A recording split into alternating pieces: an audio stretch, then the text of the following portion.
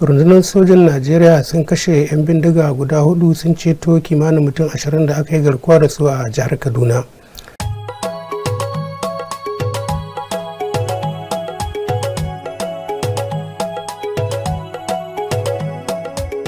'yan najeriya na jiran sakamakon bincike kan sojan ruwa Seaman Abbas.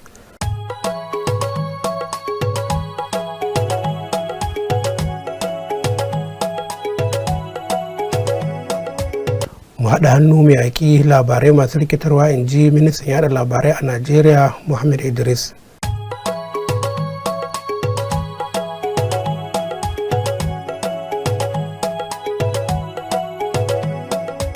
Gwamnatin jihar Kano ta tado shari'ar wanda ake zargi da kunna wuta a masallaci wanda ya kashe al'umma da dama a jihar ta Kano.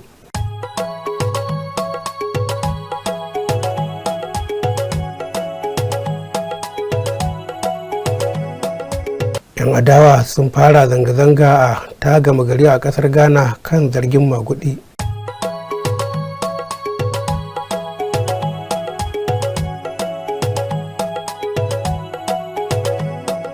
Hamshakin attajiri Bill Gates ya nemi a gaggauta ƙara kuɗaɗen da ake samarwa wajen samar da abinci mai gina jiki.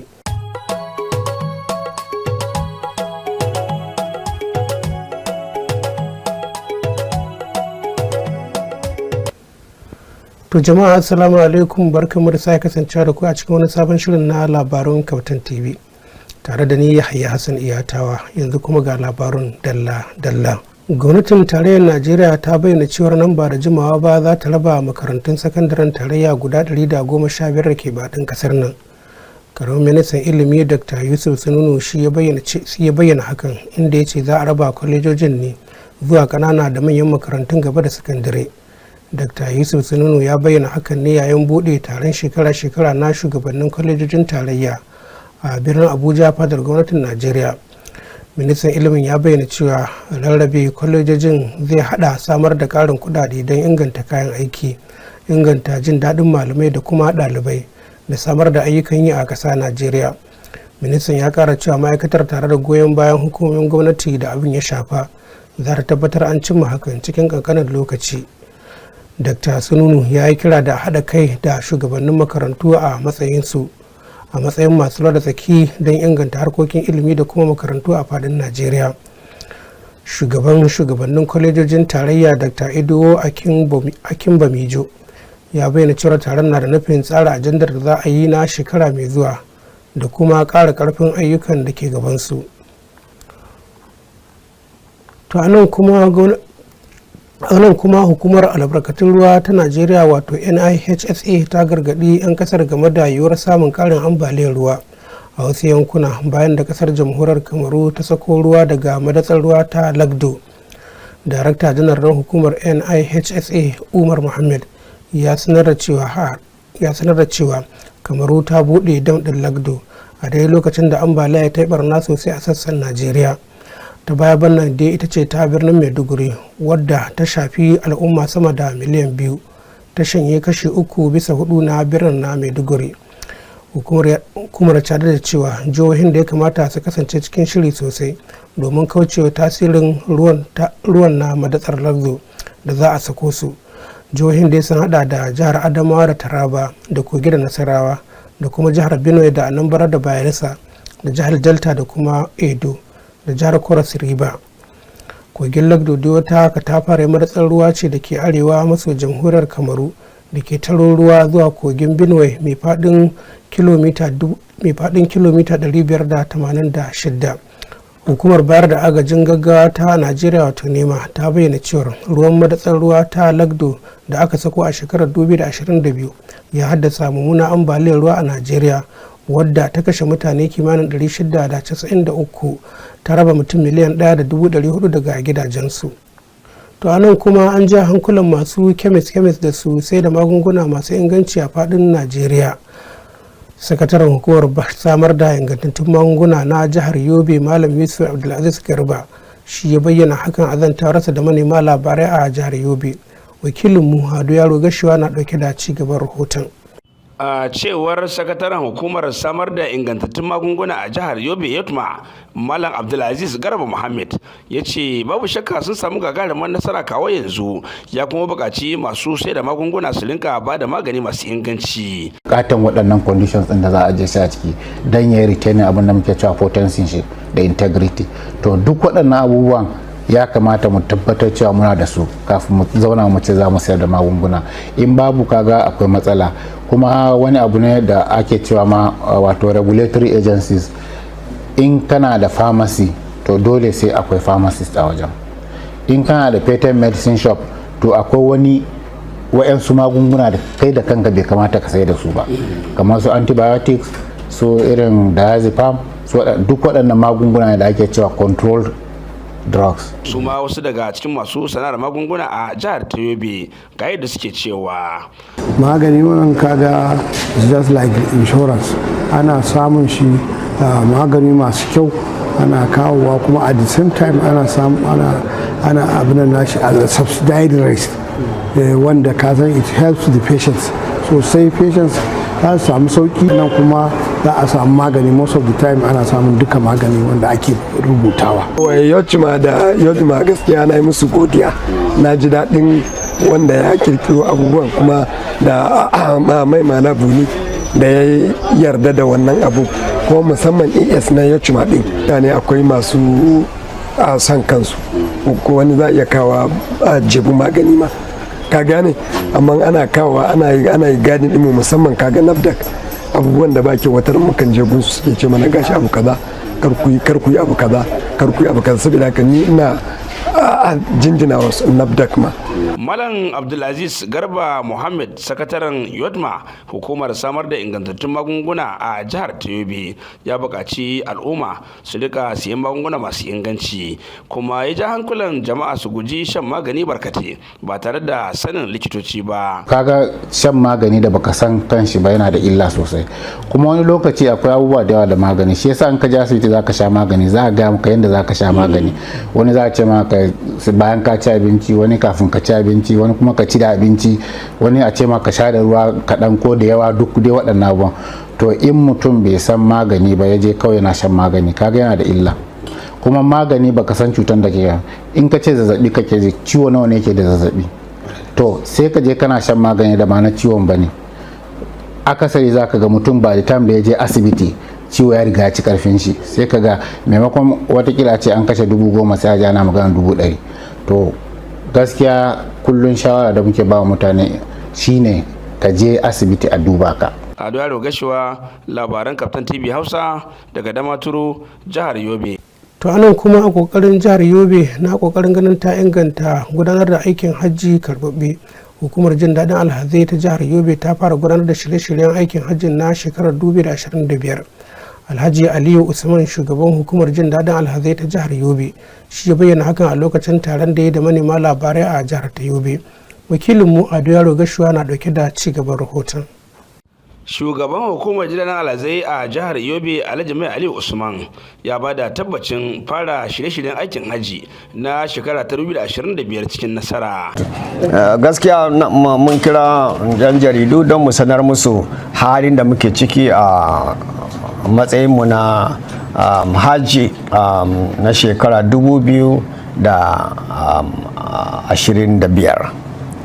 Kamar yadda muka gaya muku cewa bara hajji da muka yi na bara mun dan samu matsaloli da dama wajen canja dola da canja kudin saudi riyal da sauransu, but alhamdulillah mun kai alhazanmu 1,314 mun kai su Makka lafiya, mun dawo da su lafiya. Alhamdulillah bana ba mu samu rasuwa alhaji ko guda ɗaya ba, yadda muka kai su haka muka dawo da su, mun dawo da su kuma kowa ya samu kayansa, kuma kowa ya samu zamzam ɗinsa, so babu wani wahala da muka samu wajen tafiya.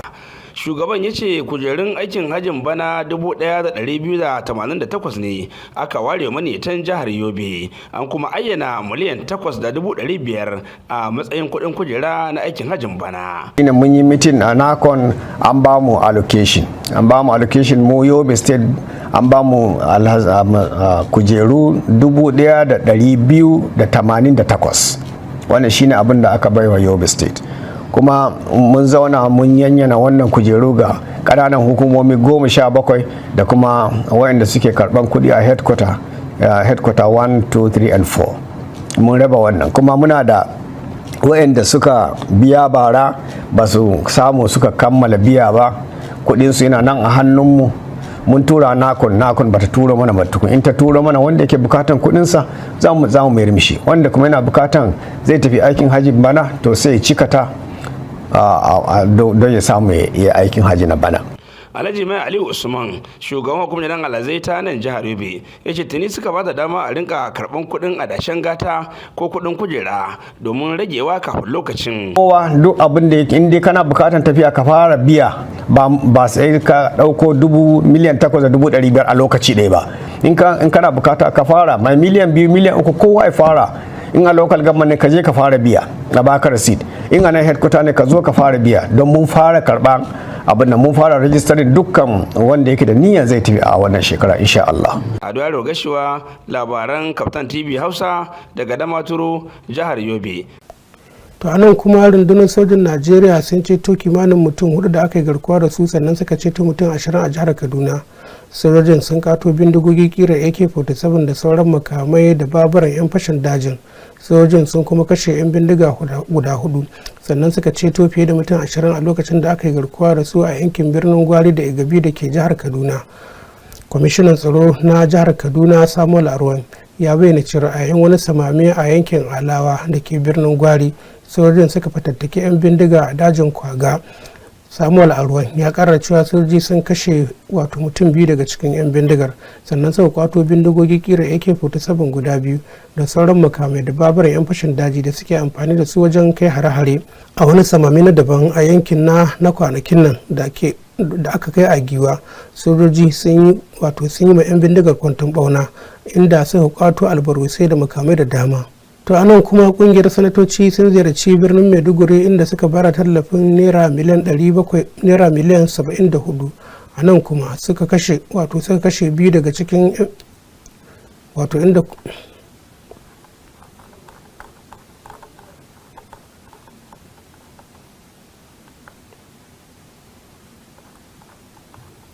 sanatoci sun ziyarci birnin Maiduguri, inda suka bara da tallafin naira miliyan 74.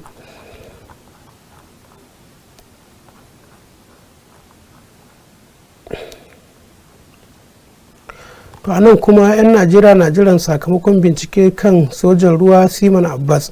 Ana ci gaba da gudanar da zazzafar muhawara a shafukan sada zumunta a Najeriya game da zargin cin zarafi da kuma azabtar da wani sojan ruwa, bayan da matarsa ta bayyana cewa an ɗaure shi tsawon shekara 6 cikin mummunan yanayi har ya samu taɓin hankali. A cikin wani faifan bidiyo, matar sojan ruwan mai suna Abbas Haruna ta bayyana cewar an gana masa hukumar ta wuce misali. Matar mai suna Husaina ta bayyana haka ne a wani shirin gidan talabijin na Birkite da ke birnin Abuja, inda ta bayyana cewa wasu zarge-zarge ne aka yi wa mijinta wanda aka yi mashi wannan cutarwa, inda ake neman a yi masa adalci. Husaina, wadda ake kira da maman Shahid, ta bayyana cewa mijin nata ya samu sabani ne da wani babban soja, inda tun a lokacin aka kama shi aka tsare shi, kuma a cewarta kusan shekara 6 kenan yana tsare. Bidiyon na Husaina da ya karaɗe shafukan sada zumunta, inda aka rika yaɗa shi, wasu na zargi, wasu kuma na Allah wadai, yayin da kuma wasu ke cewa dole ne a gudanar da bincike. To anan kuma an buƙaci sha'irai su ƙara himma a jihar Gombe. Shugaban mawaka wato sha'irai da ke yaban manzon Allah a jihar ta Gombe, Barhama Adamu Damanda, ya ja hankalin matasa sha'irai cewa da su rika aiki da kuruciyarsu wajen hikimarsu wajen rera waƙe. Wakilinmu Muhammad Ibrahim Fantami na ɗauke da cigaban rahoton.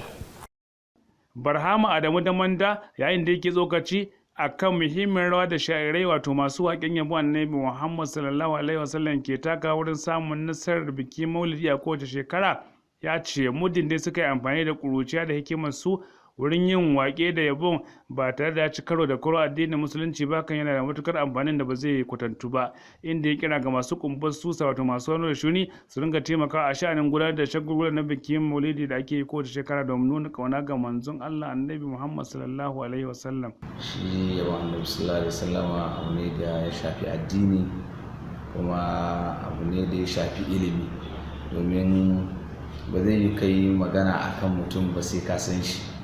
To kuma shi annabi sallallahu alaihi wasallam ana sanin sa ne cikin littattafai da wa'azozin malamai da tarihi da a cikin hadisai da alkur'ani.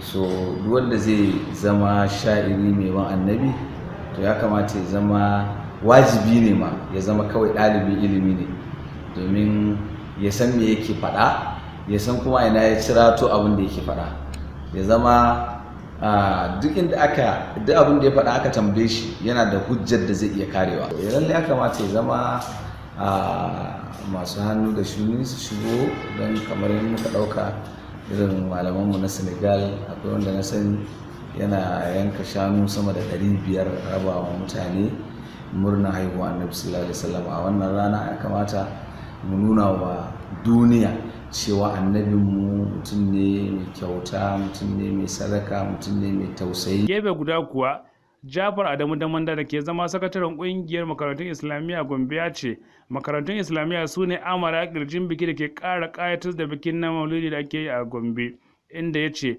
dogon lokaci suke ɗauka na shiri na maulidin a kowace shekara yana daga cikin nasarar da suke samu. Lalle sirri shine yawan zamantakewa da ake da su da kuma neman goyon baya a wurin su malaman su da kuma su ɗaliban domin a tafi yadda ya kamata. Shiri da wuri shine yake sa abin sai ya tafi da kyau yadda ya kamata.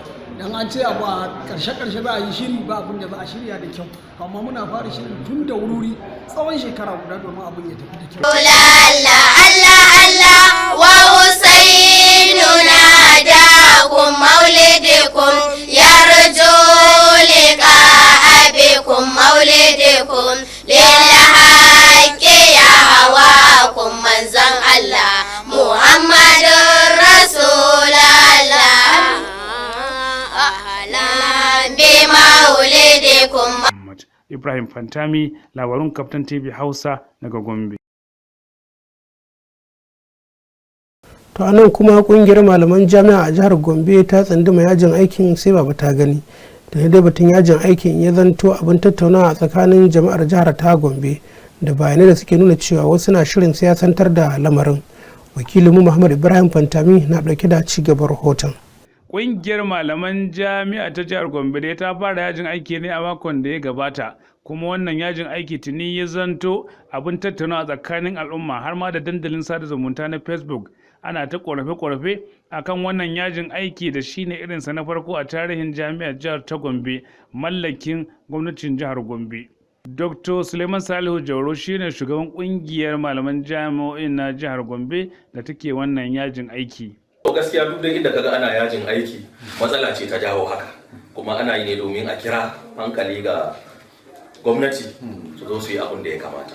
To daga ciki dai akwai yarjejeniya da muka yi a 2021 wanda har yau akwai abubuwa da dama a ciki da gwamnati bata cika alkawari ba, kamar haka akwai magana na ƙarin kuɗi na gudanar da tafiyar tsari na jami'a na yau da kullum. A ciki mun alkawari da gwamnati mun kai wa matsaya ce gwamnati za su ƙara naira biliyan 10 kowane wata, saboda wannan kuɗin baya isa. To dai gwamnati ta ƙara na wata biyu, mun samu a cikin January 2021 da February 2021, bayan nan kuma shi kenan sai suka janye ta. Akwai kuma magana na biyan abin da yake kira end academic allowances, ma'ana wato in kai aikin da ya wuce aikin da ya kamata ka yi to a biya ka ladan wannan aikin da kai. Yanzu kamar a tsari ta NUC wanda yake Faculty of Science ko Social Science, a ka'idance ba zai koyar da ɗalibai sama da 30 ba. Matsanancin wahala na rayuwa da aka shiga na tsadan rayuwa yadda ya zama, to a takaice wannan dai ya sa malaman jami'a a cikin wani yanayi, ga ɗaliban su ma sun shiga wani yanayi saboda yanzu an ɗora musu abin da ba nasu ba, a dalilin haka ne muke wannan yajin aikin domin mu kira gwamnati, hankalin gwamnati ta zo ta inganta kuɗin gudanar da jami'a da kuma wannan haƙoƙin malaman makaranta da yake kansu samu su gudanar saboda makaranta ta ci gaba da aiki. Farfesa Ali Usman El-Nafati shine mataimakin shugaban jami'ar jihar ta Gombe wato Vice Chancellor a turance, da yake tsokaci akan yajin aikin ya ce mahukunta jami'ar suna aiki tukuru wurin ganin an shawo kai matsalar da kuma warware ta cikin lokaci kankani. A takaice zan ce dai abu ne wanda ba mu so ya faru ba, kuma dai muna fata wannan ba zai ba za a warware shi. Mu manajan mun tattauna da su malamai shugabannin su, kuma mun samu kyakkyawan fahimta. Ita gwamnati ta ba da kuɗi miliyan 265 nun biya na promotion din su da ba a biya ba, kuma dukkan su a riga an biya su wannan kuɗaɗen. Muna fata da wannan abu da gwamnati ta yi su malamuna ga za su na sassauto abubuwa da suka rage dai ɗaya biyu ne, wanda kuma insha Allah mu miƙa su shugabanninmu wanda suna ana tattaunawa a kai, wanda kuma da mu ma kansa ɗinmu na university gobe za ta na tattauna da su shugabannin wannan malamai ɗin gobe da fatan cewa za a samu kyakkyawan fahimta. Muhammad Ibrahim Fantami, labarun Kaftan TV Hausa daga Gombe. To a nan kuma ministan labarai da wayar da kai 'yan kasa Muhammad Idris ya yi kira ga kungiyar 'yan jaridu ta kasar Ghana ta kasar China wato CMG da su haɗa hannu da gwamnatin tarayyar Najeriya don magance barazanar labarai masu rikitarwa da ke addabar kafafen sadarwa na kasashen biyu. Ministan ya bayyana hakan ne a birnin Abuja a yayin taron bikin cikar jamhuriyar China shekaru 75 da kahuwa wadda CMG ta shirya. Muhammad Idris wanda daraktan labarai na ma'aikatar Suleiman Haruna ya wakilce shi ya ce ci gaban da CMG ta samar a wata hanya ce ta karfafa alaka musamman kan ababen da suka hada da yin aiki tare don yakar labarai masu rikitarwa. Ya ce a lokacin da gidajen jaridu ke wayar da kan al'umma kuma ake bukatar su taka muhimmiyar rawa wajen inganta al'adu da harkokin tattalin arzikin kasa, yana mai yaba CNG kan kokarinta akan hakan. Ya kuma yi tsokaci game da ziyarar da shugaba Tinubu ya kai a kasar China a 'yan kwanakin nan, inda ya ce yarjejeniyar da aka kulla a tsakaninsu nasara ce kuma za su taimaka wajen kawo sauye-sauye na alheri a tsakanin kasashen biyu. Kazalika ministan yada labaran Muhammad Idris ya bayyana cewar Najeriya da kasar China kasashe ne masu daɗaɗɗen tarihi, don haka alakar su za ta ci gaba ta samar da nasarori a shekaru masu zuwa. To a nan kuma gwamnatin jihar Kano ta buɗe takardar shari'ar ta da wani Shafi'u Abubakar mai shekaru 38 da ake zarginsa da cinna wuta a wani masallaci. An buɗe shari'ar ne a wata kotun shari'a wato Upper Court shari'a, inda ake tuhumar sa da laifukan yunkurin kisa wanda ya sababa raunata mutane da dama. Wasu daga cikin dokokin kundin kotun shari'a ta Kano da aka fitar a shekarar 2000 sun bayyana cewa za a iya yanke hukuncin kisa ga wannan mutumi. Daraktan binciken kan harkokin al'umma na ma'aikatar shari'ar jihar Salisu Tahir ya gabatar da shaidu inda ɗaya daga ciki Abdulaziz Yahya mai shekaru 55 ya bayyana cewa a ranar 15 ga watan Mayu ne da misalin karfe 5:45 na safe ya samu labarin an banka wani masallaci wuta a jihar ta Kano. Yayin da ya isa wurin sai ya ga mutane da dama sun kone, sai muka hanzarta kai su asibiti ta Hassan Muhammad Sanusi da ke jihar Kano. Daga baya an garzaya da su asibitin Murtala don ci gaba da karɓar kulawa. Akalla dai kimanin mutane 23 ne suka rasa rayukansu yayin karɓar magani. Daga nan ne kuma sai wanda ake zargin ya kai kansa ofishin 'yan sanda na Gezawa. To anan kuma ana ci gaba da rubanya kokari wurin yaƙi da cutar tamuwa da ke da illa sosai a jihar Gombe. An dai gano cewa kafafen yada labaru da sarakuna iyayen ƙasa su ne suka fi taka muhimmiyar rawa wajen shirin yaƙi da cutar ta tamuwa. Wakilinmu Muhammad Ibrahim Fantami na ɗauke da ci gaban rahoton. Shi dai wannan shiri na ARRIN shiri ne da yake samun tallafin bankin duniya da yake dafa ma kokarin gwamnatocin jihohi a ci gaba da yakar matsalar ta tamuwa da galibi tafi addabar yara ƙanana. Muhammad Jigi Usman ko da shirin na arin na jihar Gombe yayin da yake karin haske akan irin nasarori da shirin ya cimma kawo yanzu a wata zantawa shi da manema labaran ofishinsa ya ce kafafen yada labaru da sarakuna a yan kasa sun taka muhimmiyar rawa wurin samun dimbin nasarori da shirin ya cimma kawo yanzu a jihar Gombe inda bai na fata cewa sauran masu ruwa da kira su gaba da bada goyon baya da gudunmawa domin samun karin nasarori a wannan shiri da ake gudanarwa don magance matsalar cutar ta tamowa.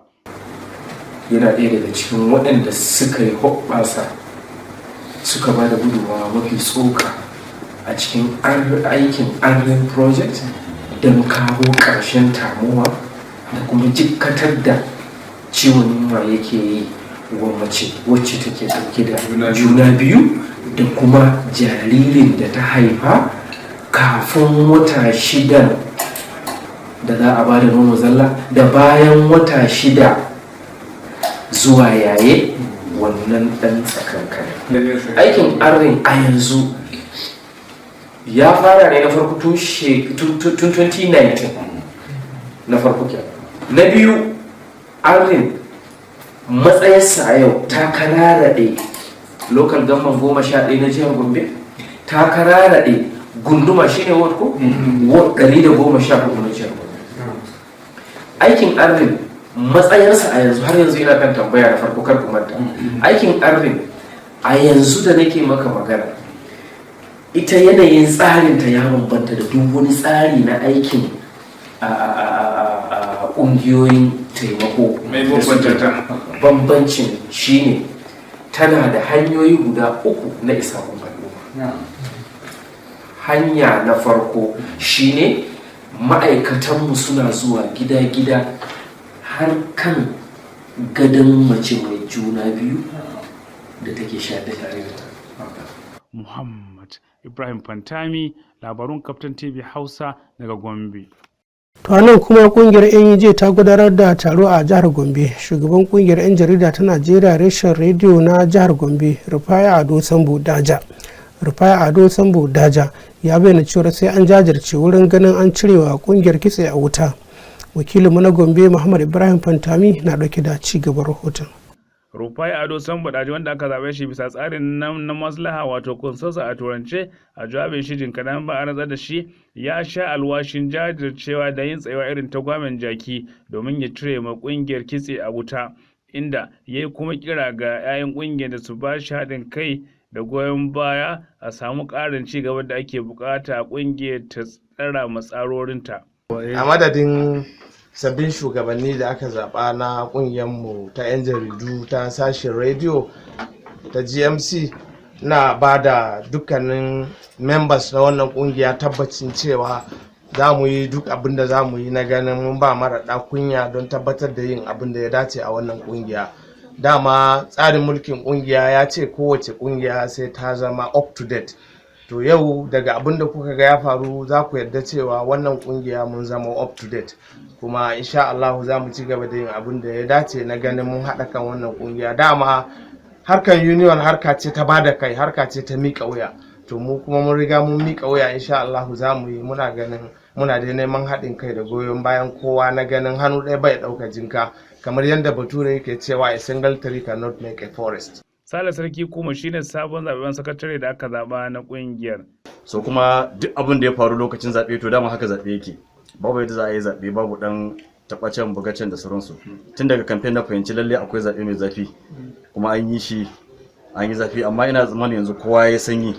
Abin da ya dame mu shine sa'an kuma shine kusan kowa ya san me matsalar mu, babu wanda za a gaya wannan shine problem na NUJ a Gombe, wannan shine problem. Saboda haka abin da nake so da mu shine mu zauna mu fuskanci ina matsalar take. Dai abin jira gani shine ko sabbin shugabannin kungiyar ta NUJ reshen rediyo za su fuskanci tulin kalubale da ke gaban su domin magance su da tabbatar da faɗin na 'yan magana da ke cewa komai girman randa moda ke ɗibe ruwan cikinta. Muhammad Ibrahim Fantami, labarun Kaftan TV Hausa daga Gombe. To anan kuma Majalisar Ɗinkin Duniya ta bai wa mutanen da ambaliyar ruwa ta shafa a birnin Maiduguri tallafin dala miliyan 6.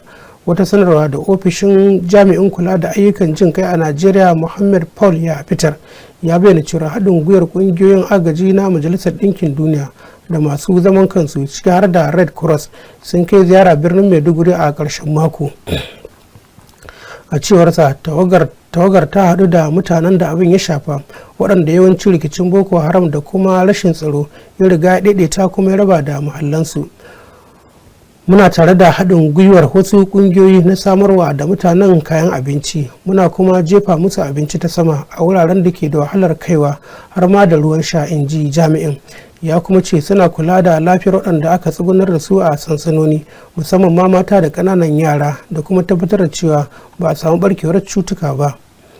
Ambaliyar ta afku ne dai bayan fashewar madatsar ruwa ta Alau, wadda ke nisan kilomita 10 da kudancin garin na Maiduguri. To nan kuma dakarun sojin Najeriya sun sun bayyana cewa sun kama mutum 5 waɗanda suka shahara wajen safarar bindigogi a jihar Filato, tare kuma da kwato makamai. Wata sanarwa da jami'in yada labarai na sojojin Manjo Stephen Zakum ya fitar ya bayyana cewa an samu nasarar ce bayan wani aikin samame da suka kai a jihar, inda ya ce hakan na cikin zummar sojoji na ganin sun kakkaɓe masu rike da makamai ba bisa ka'ida ba a jihar ta Filato. An dai fara samamen ne da dakarun Operation Safe Haven wanda suka yi tare da haɗin gwiwar su da jami'an tsaro da daddare zuwa safiyar Talata, kamar yadda sanarwar ta bayyana.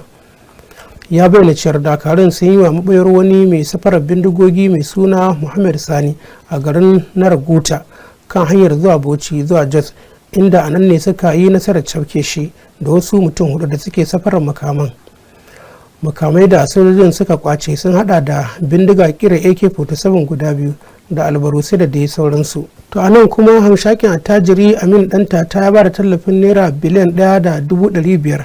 Hamshakin dan kasuwa Amin Dantata ya bayar da tallafin ne a lokacin da ya ziyarci garin na Maiduguri, wanda ambaliyar ruwa ta shafa a wasu sassan na Maiduguri. Attajirin dan kasuwar dan jihar Kano ya bayar da tallafin ne a lokacin da ya jagoranci wata tawaga daga jihar Kano zuwa gidan gwamnatin jihar Borno a birnin Maiduguri, inda ya mika ta'aziyarsa ga gwamna Babagana Umar Zulum da gwamnati da kuma al'ummar jihar baki daya, musamman mutanen da suka rasa 'yan uwansu a lokacin ambaliyar. Aminu Dantata mai shekaru 96 ya koka kan taɓarɓarewar tattalin arzikin Najeriya, inda ya buƙaci masu fada aji da shugabannin siyasa su ji tsoron Allah su gudanar da aikin su yadda ya kamata.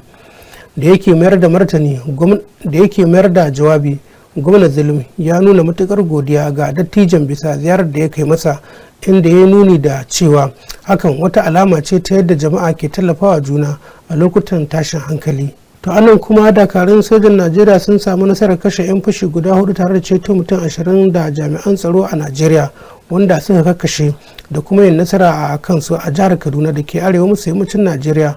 Kwamishinan tsaro na jihar Kaduna Samuel Arwan ya bayyana cewar lamarin ya faru ne a kananan hukumomin birnin Gwari da Giwa da ke jihar ta Kaduna.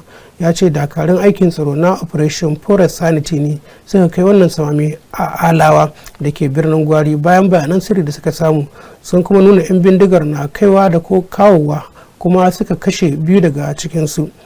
Sannan kuma sun kwato bindiga kira AK-47 da harsasai da babura guda 3 da kuma na'urar sadarwa 1, in ji shi a cikin wata sanarwa da ya bayyana a jihar ta Kaduna.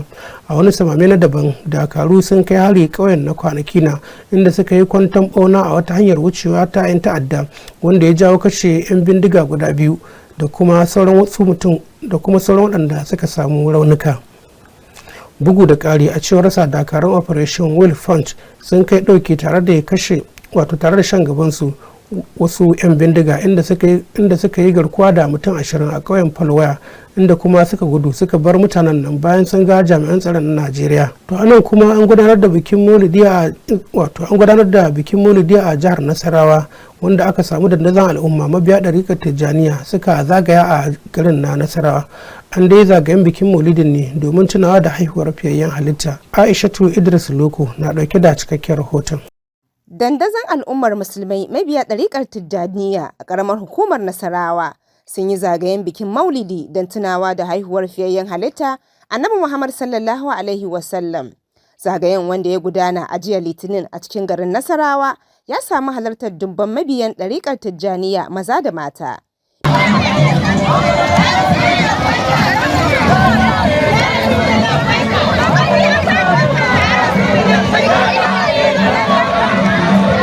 Bikin Maulidin ya fara ne inda mabiyan suka hallara a kofar gidan babban limamin Nasarawa, Barista Yahaya Ahmad Danbaba, domin addu'a da jan hankalin al'ummar kan muhimmancin Maulidi. Annabi sallallahu alaihi wasallam a takaice haife shi na irin wannan rana mana 12 ga watan Rabiul Awwal. A wannan lokacin aka haife shi. Kama mu sani wannan hijiran muke amfani da shi ba wai haihuwansa bane a hijira ne daga Makkan zuwa Madina. Annabi sallallahu alaihi ya yi hijira kuma lokaci yana da shekaru 53 ne. An haife shi a shekaran giwa, yana da shekaru 40 aka ba shi annabta. Ya shekara 13 a Makkan yana kira zuwa gabi Allah kadai. Yawancin abubuwa na taklifat ba sa su a Makkan ba. Salama daga baya ne aka fallanta a Makka. Shi yasa jihadi ma baya a Makkan ma sanda aka yi hijira ka tara karfi. Daga nan ne ya yi hijira bayan shekaru 13 da yake kira. Babban limamin ya ja hankalin jama'ar musulmi da su kasance masu haƙuri a duk yanayin da suka tsinci kansu, domin haƙuri na ɗaya daga cikin halayyar fiyayyen halitta. Kuma nan sallan mai haƙuri ne. A Makkalin nan ba wai zaman jin daɗi ba ne a'a. Saboda haka walakanci kala-kala da zarafi da kashe masa sabbai da sauransu duk ya gani. Amma da yake na isa da sakon Allah na bai bar Makka ba, sai da Allah ya bashi umarnin ya fita ya bar Makka. Barista Yahaya ya ƙara jawo hankulan jama'a akan mahimmancin muzahara da masu ɓata fitar da yin abubuwan da basu dace ba. Ma'anar muzahara da na faɗa na fahimtar shine ka fita dan ka yada soyayya ga Nabi sallallahu ka bayyana. Koyi da shi kuma mun fito irin wannan muzahara muna ganin ana samun canji. Duk wanda zai fitar da wani abu na sha da mun yin bayani da yan agaji suka ce ko malaka sai nan ci karo ne bi da shi. Saboda suna ɗauka abin maye su sa a ciki ko gareyo ko wani abu. Da irin wannan su ne suke bata tafiya din. Saboda kai kokari kara tsaftacewa kuma sahun mata daban na maza daban. Allah ya kara mana nasara. Mai salatin fatiha salatul fati. Allah ya kara dauka na addinin. Allah ya kara mana son annabi ya rene mu a ciki kuma ya kashe mu a ciki ya bar zuriyar mu kan wannan tarbiyya. Ƙarshen rahoton kenan, Aishatu Idris Loko, labaran Kaftan TV Hausa daga ƙaramar hukumar Nasarawa, jihar Nasarawa. Nan kuma biyo bayan annobar ambaliyar ruwa a jihar Borno, ɗaiɗaikun al'umma na ci gaba da bayar da gudunmuwa daban-daban. Ambasada Dr. Abba Sharif ɗan kasuwa kuma jakadan wanzar zaman lafiya na Majalisar Ɗinkin Duniya na daga cikin waɗanda suka bada tallafi ga al'ummar birnin Maiduguri. To yanzu kuma sai labarun ƙasashen waje. Babbar jam'iyyar adawa a ƙasar Ghana ta National Democratic Congress wato NDC a takaice ta gudanar da zanga-zanga a faɗin ƙasar inda ta buƙaci a gudanar da bincike mai zaman kansa kan rajistar masu kaɗa ƙuri'a gabanin zaben watan Disamba. Jam'iyyar ta yi ƙirarin cewa rajistar na tattare da kurakure da dama da suka hada da wato sauya sunayen wasu ko kuma sauya ƙuri'a da rumfunan zaɓe ba bisa ƙa'ida ba da rashin sanya sunayen halattattun masu kada ƙuri'a da kuma shigar da sunayen waɗanda suka mutu. Kasar Ghana dai wadda ta gudanar da jerin zaɓuka cikin lumana amma masu cike da cece-kuce akalla a cikin shekaru 30 da suka gabata, ana shirin sake zaben shugaban ƙasa a ƙarshen wannan shekarar. A birnin Accra, babban birnin wato fadar gwamnatin ƙasar ta Ghana, zanga-zangar an gudanar da zanga-zangar sanye da riguna masu launin ja da fari wanda suka yi gangami yayin da suke dauke da alluna masu rubuce-rubuce kamar haka: muna buƙatar adalci a wannan zaben da za a yi. To anan kuma shugaban hukumar lafiya ta duniya wato WHO a takaice ya bayyana cewa matsalolin jin kai da yakin Sudan ya haifar wanda ake yi ba tare da samun wata kulawa ba a duniya, ba kamar yadda wato zai taka muhimmiyar rawa wajen daidaita al'umma da dama da kuma sanya wasu cikin tasku. Dr. Tedros Adhanom wanda ya kai ziyara a Sudan ya faɗa wa manema labarai cewa ko ina ana cikin yunwa a Sudan, sannan mutane kimanin miliyan 12 sun rasa matsugunansu. Na damu matuƙa, ina tunanin to wai shin matsalar ta wariyar launin fata ce koko, kamar yadda Tedros ya tambaya. Ya kuma ce ya kamata Sudan ta kasance inda duniya baki daya ya kamata ta karkata, amma wani abin mamaki shine dukkanin gwamnatocin kasashen duniya sun kawar da kansu daga wannan mummunan yanayi da ake ciki a kasar ta Sudan. haka kuma su ma masu ba da agaji da kuma kafofin yada labarai sun manta da wannan rikici, in ji Dr. Tedros. Shugaban na WHO ya ce waɗannan su ne dalilan da ya sa ake nuna wa Sudan wato wariya. To anan kuma tajirin ɗan kasuwa kuma wanda ya kafa kamfanin Microsoft, Bill Gates, ya buƙaci a gaggauta ƙara kuɗaɗen da ake warewa a fannin kiwon lafiya domin shawo kan matsalar rashin abinci mai gina jiki a tsakanin ƙananan yara. Wani rahoto da gidauniyar Bill and Melinda Gates ta fitar ya yi gargaɗi cewa akwai ƙarin yara miliyan 40 da za su fuskanci yunwa nan da shekaru masu zuwa saboda matsalolin sauyin yanayi.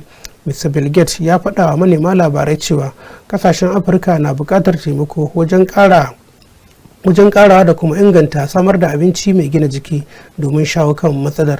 Ya kuma ce akwai buƙatar tallafin da ake samu a ƙara shi. To anan kuma ana sa ran cewa shugaban kungiyar Hezbollah Hassan Nasrallah zai yi jawabi ga 'yan kasar da misalin karfe 2 agogon GMT. Bisa al'ada dai sai shugaban kungiyar yakan yi jawabi ga ɗimbin 'yan Lebanon a duk lokacin da wani al'amari mai girma ya faru a irin wannan yanayi. Hassan Nasrallah, wanda ya kasance malamin addini kuma ɗan Shi'a, shine shugaban kungiyar Hezbollah tun a watan Fabrairun shekarar 1992. Ana ganin kungiyar a matsayin jam'iyyar siyasa mai muhimmanci a kasar ta Lebanon, wadda dakaranta ke cikin sojojin kasar ta Lebanon. Ana dai ganin Nasrallah, wanda sananne ne a kasar ta Lebanon da kuma kasashen Laraba, a matsayin jagoran kungiyar ta Hezbollah, kuma ya taka rawa wajen mayar da kungiyar shiga harkokin siyasa da kuma samun iko a cikin ayyukan gwamnati a kasar ta Lebanon. To anan kuma mutane sun fara kamuwa da wani sabon nau'in cutar corona da ake ganin cikin kankanin lokaci zai iya zama nau'in da ya fi kowane yawa a faɗin duniya, kamar yadda masana kimiyya suka bayyana. Nau'in cutar ya fara bulla ne a kasar Jamus cikin watan Yuni. Nau'in da aka yi wa lakabi da zek ya bayyana a Birtaniya da Amurka da kasar Denmark da wasu kasashe da dama, kamar yadda masu amfani da dandalin sada zumunta na Twitter suka bayyana.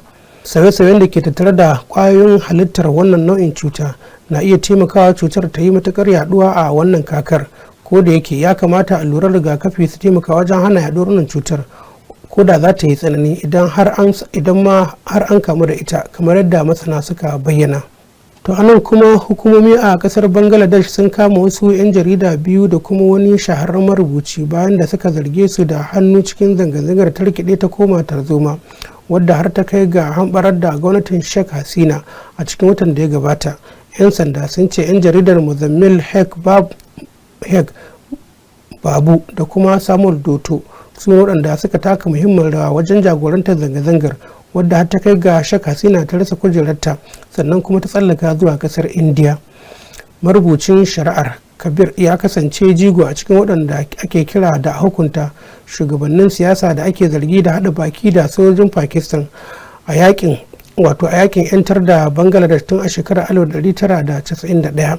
Hukumomin kasar sun bayyana cewar 'yan uwan masu zanga-zangar da aka kashe ne suka gabatar da shari'ar zargin kisan kan mutanen guda. To anan kuma ma'aikatan agajin gaggawa a kasar Hungary da Slovakia suna ta gwagwarmayar samar da kariya daga ambaliyar ruwa a yankunan da ke cikin kwari, a yayin da kogin Danube ke ci gaba da tumbatsa.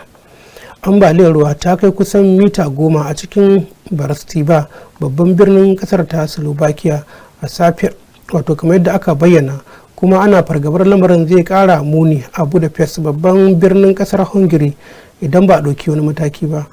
A gefe ɗaya kuma a kasar Hungary an kashe wutar lantarki a ƙauyuka da dama, kuma ana sanya buhunan yashi a wuraren da ake ganin ambaliyar za ta iya kwarara. Tun kafin haka dai dubban gidaje a Poland da jamhuriyar Czech har yanzu ba su samun wutar lantarki da ruwan sha sakamakon matsanancin yanayi da ambaliyar ruwan ta yi da kuma guguwar Boris, wadda ta kawo tashin hankali a kasashen biyu. Akalla dai kimanin mutane 21 ne suka mutu a kasashen da ke tsakiya da kuma gabashin Turai sakamakon ambaliyar ruwa da aka samu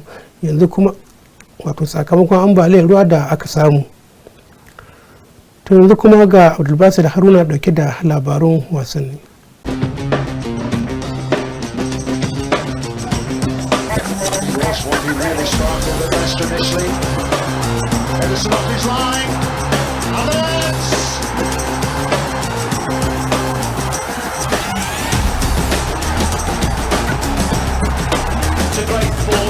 sheer build-up. Hector Mendy out to the left. Paula to use her pace and use her strength and finish brilliantly. Asisat Oshoala.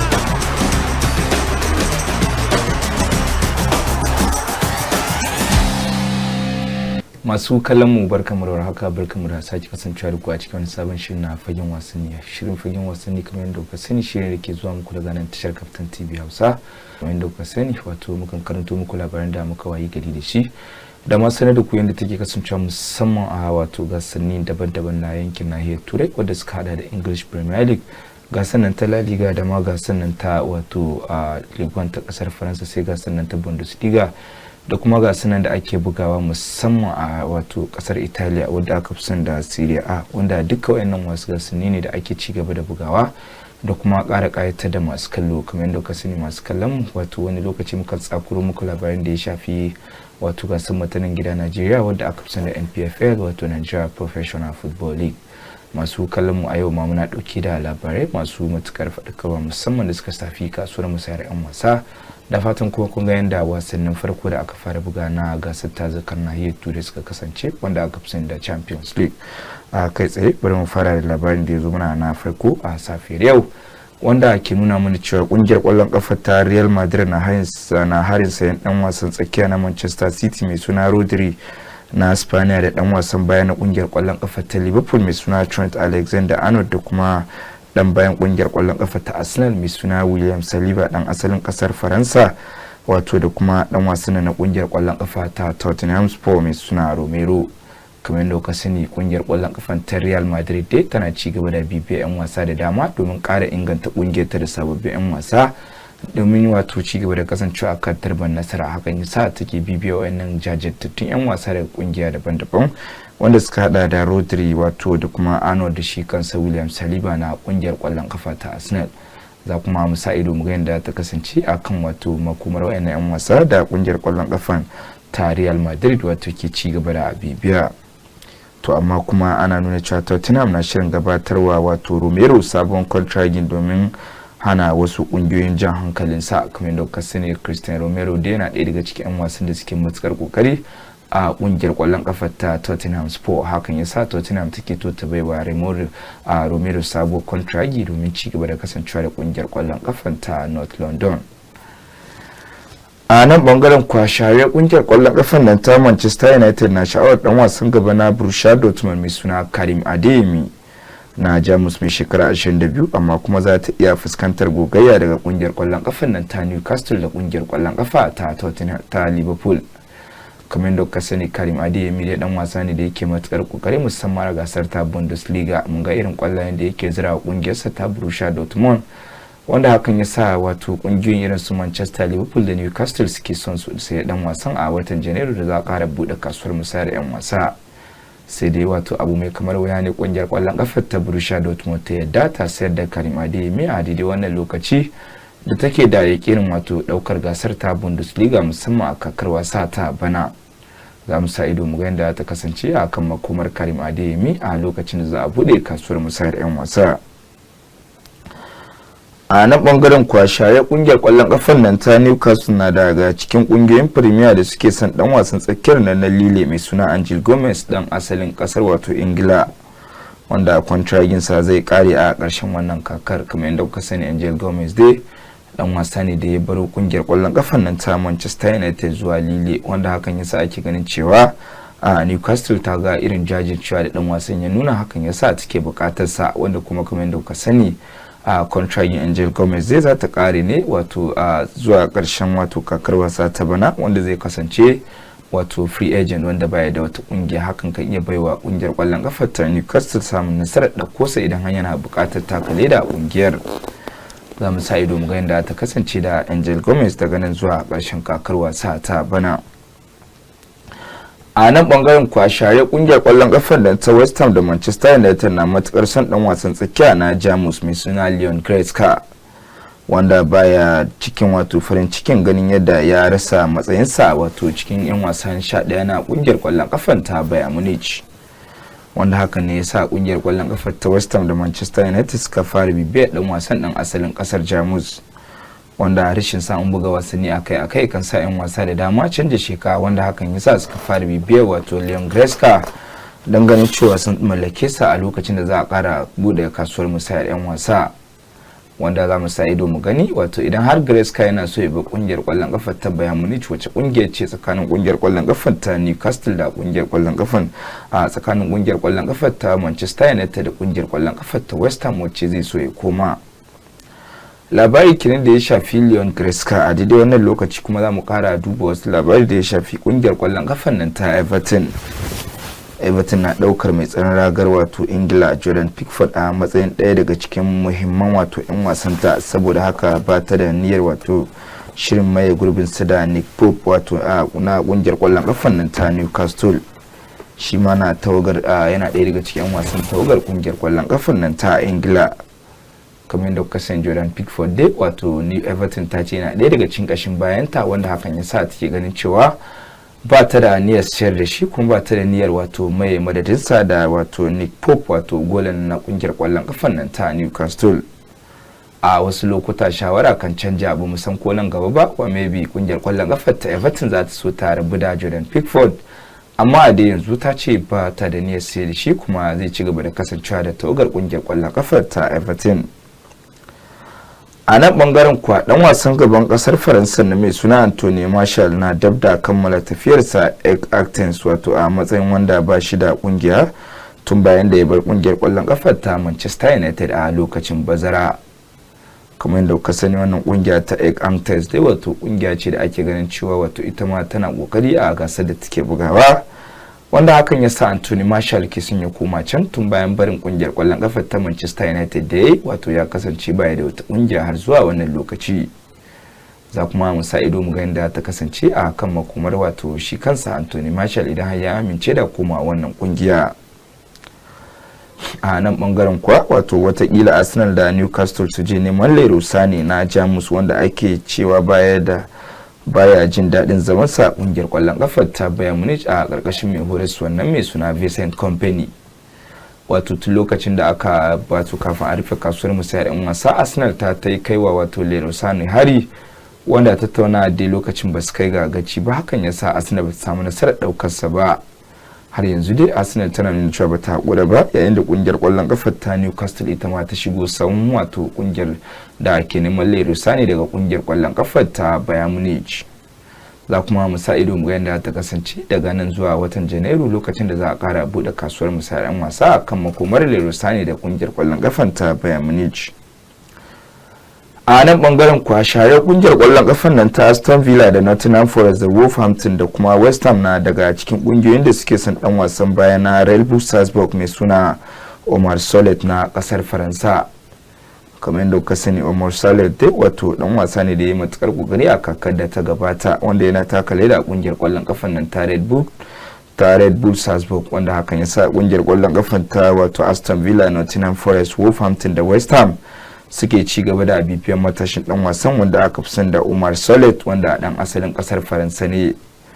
Kuma za mu sa ido mu gani cikin wayannan kungiyoyi guda hudu da ke zawarcin sa wace kungiya ce Omar Solet zai so ya koma idan har zai ba kungiyar kwallon kafar ta Red Bull Salzburg, wanda kuma kamar yadda kuka sani masu kallon mu wato a nan ne muka kawo wato karshen labaran da muka wayi gari da su a safiyar yau, wanda labarai ne da suka shafi kasuwar musayar 'yan wasa, wanda kuma kamar yadda kuka sani a wayannan labarai suna zuwa muku ne kai tsaye daga nan tashar Kaftan TV Hausa, wadda take watsa shirye-shiryenta akan manhajar nan ta wato StarTime da kuma wato Free to Air, wanda a daidai wannan lokaci kuma za mu sanar da ku sakamakon wasu wasannin da aka buga musamman tun daga ranar Litinin zuwa wato jiya wato ranar Talata kenan, wanda mun ga yadda aka kasance, wanda musamman a gasar ta zakar nahiyar Turai, wanda mun ga wasanni masu matuƙar ƙayatar da mutane. A wasan da aka buga a ranar Litinin da Real Vallecano sun doke Osasuna da ci 3-1, yayin da a Serie A wato Parma sun sha kashi a hannun Udinese da ci 3-2, sai kungiyar ƙwallon ƙafar nan ta Lazio ta doke Hellas Verona da ci 2-1.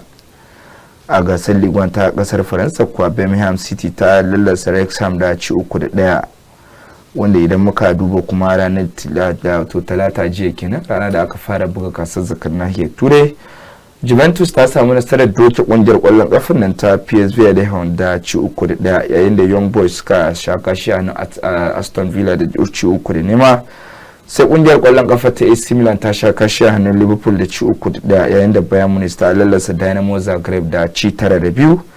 Sai kungiyar kwallon kafa nan ta Real Madrid ta doke Stuttgart da ci 3-1 yayin da Sporting CP suka doke Lille da ci 2-0 a wasan da aka buga ranar La Liga ko a jiya Mallorca sun doke Real Sociedad da ci 1-0 da kuma wasu wasanni da aka buga musamman a gasar ta Carabao Cup wato mun ga yadda Stoke City ta doke Fleetwood Town da inda suka tashi 1-1 sai Blackpool sun sha kashi a hannun Sheffield Wednesday da ci 1-0 yayin da kungiyar kwallon kafan nan ta Brentford ta doke Leyton Orient da ci 3-1 sai Everton wato sun tashi 1-1 da kungiyar kwallon kafa ta Southampton a bugun da kai sai mai tsinraga wato Southampton ta yi nasara inda ta kai mataki na gaba sai kuma wato kungiyar kwallon kafan nan ta Preston North End wato bayan tashi 1-1 da suka yi da Fulham a bugun penalty Preston North End ta yi nasara wato cire kungiyar kwallon kafa ta Fulham.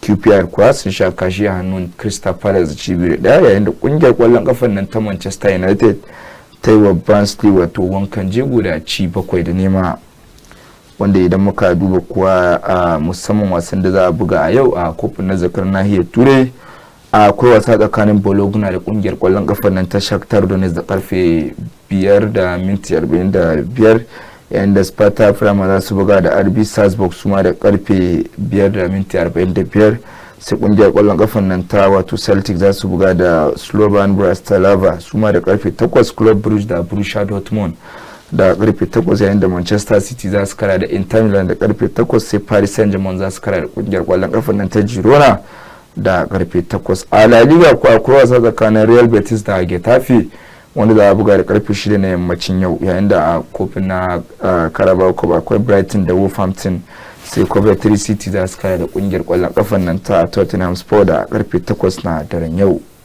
Idan muka duba gobe da take ranar Alhamis gobe za a kara tsakanin kungiyar kwallon kafan nan ta Feyenoord da kungiyar kwallon kafan nan ta Bayer Leverkusen wato FK Crevazes za su kara da Benfica yayin da kungiyar kwallon kafa ta Atlanta za su karbi bakuncin kungiyar kwallon kafa ta Arsenal, Atletico Madrid da RB Leipzig sai kuma Brest za su kara da Sturm Graz yayin da Monaco za su kara da kungiyar kwallon kafa nan ta Barcelona. A La Liga kuwa Leganes za su kara da Atletico Club yayin da wato Atletico Club su za su je gidan kungiyar kwallon kafa ta Leganes a La Liga. Masu kallon mu wayannan sakamakon wasanni da aka buga kenan da kuma jin wasanni da za a buga daga yau zuwa gobe musamman a kofin na zakar nahiyar turai. To da haka ne kuma muka kawo karshen labarai sai dai tunda labaran da rahotannin sai dai tun da farko kun ji cewar sojojin Najeriya sun kashe 'yan bindiga guda 4 sun ceto mutum 20 a jihar Kaduna. 'Yan Najeriya na jiran sakamakon bincike akan sojan ruwa Siman Abbas. Ministan yada labaru Muhammad Idris ya buƙaci a haɗa hannu domin yakar labarai masu rikitarwa. Gwamnatin Kano ta tayar da shari'ar wanda ake zargin sa da cinna wuta a wani masallaci a yankin Gezawa. 'Yan adawa sun fara zanga-zangar gama gari a kasar Ghana sakamakon zargin magudi a babban zaben kasar. Hamshakin attajiri Bill Gates ya nemi a gaggauta a ƙara kuɗaɗen da ake samarwa wajen samar da abinci mai gina jiki. To a daidai wannan lokaci kuma zan yi ban kwana da ku a cikin shirin a madadin dukkanin 'yan uwa abokan aiki da suka tallafa mu wajen ganin dukkanin labaran da rahotannin sun zo muku. Ni Yahya Hassan Iyata ke cewa mu kwana lafiya.